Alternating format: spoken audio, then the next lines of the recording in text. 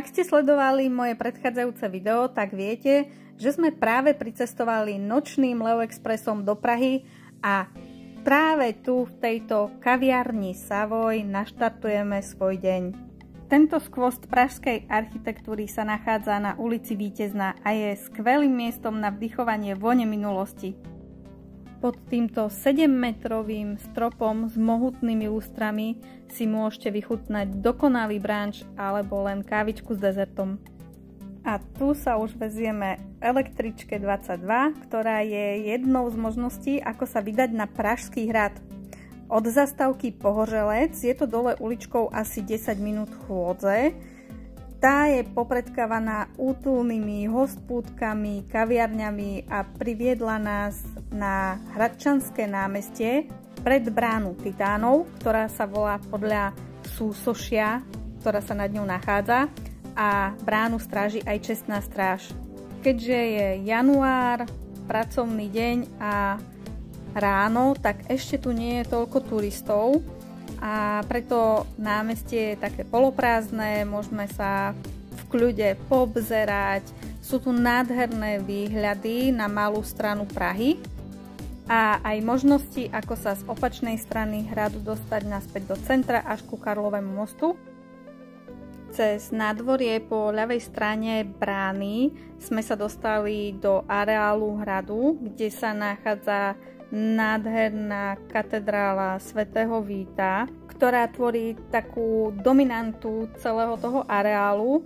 Je majestátny, krásne fotky si tam viete spraviť, ale samozrejme môžete navštíviť Starý kráľovský palác, baziliku alebo pozorovať výmenu čestnej stráže. Jediné, čo si nepozrite v tomto období, sú hradné záhrady, ktoré sú v zimnom období zavreté, čo je škoda, lebo raz by som ich chcela vidieť. Cestou z hradu sme sa zastavili v takejto milej hospúdke na Svažák a pokračovali sme ďalej k pražskému metronómu. Toto kývadlo nad Prahou je na mieste, kde v minulosti stával Stalinov pamätník a dnes by sa mal kývať z jednej strany na druhú, ale ako si to nefunguje. Ale aspoň sme mohli zblízka vidieť tento 25-metrový a 7-tonový kolos a zároveň aj nádhernú výhliadku na Prahu, ktorú sme mali ako na dlani. No a k tomu, že vyšliapať si hore tie schody nám môže iba prospieť, niet čo dodať. Bola som zvedavá, ako asi mohol ten Stalinov pomník vyzerať a teda wow, bolo to riadne monštrum a podľa všetkého tam stál iba 7 rokov. Potom ako sme sa tam poobzerali, vydali sme sa popri Vltave ďalej smerom na Holešovice a keď sme sa chceli dostať popod hlavku v most, tak bolo potrebné využiť takýto podchod, ktorý je prerobený na skatepark. A ja som sa neskôr dočítala, že predtým bol tento podchod veľmi problémovým miestom, kde prebývali kolónie bezdomovcov. Nebolo to bezpečné ani čisté a ľudia sa tam báli chodiť. No tým, že sa podchod rekonštruoval, tak ich odtiaľ vlastne vyhnali a keďže nemali kam ísť, tak sa vlastne len presunuli ďalej, takto pozdĺž Vltavy. Aj z týchto záberov je evidentné, že pod nami, kadiaľ kráčame, sa nachádzajú nejaké obyvateľné koje, ale nie sme si istí, či tam ešte niekto žije, pretože sme nikoho nevideli. Poďme sa však posunúť ďalej, lebo našim ďalším cieľom bude Štvanická lávka. Je to vlastne most pre peších, ktorý otvorili ešte len minulého roku. A miestni ho volajú aj Holka.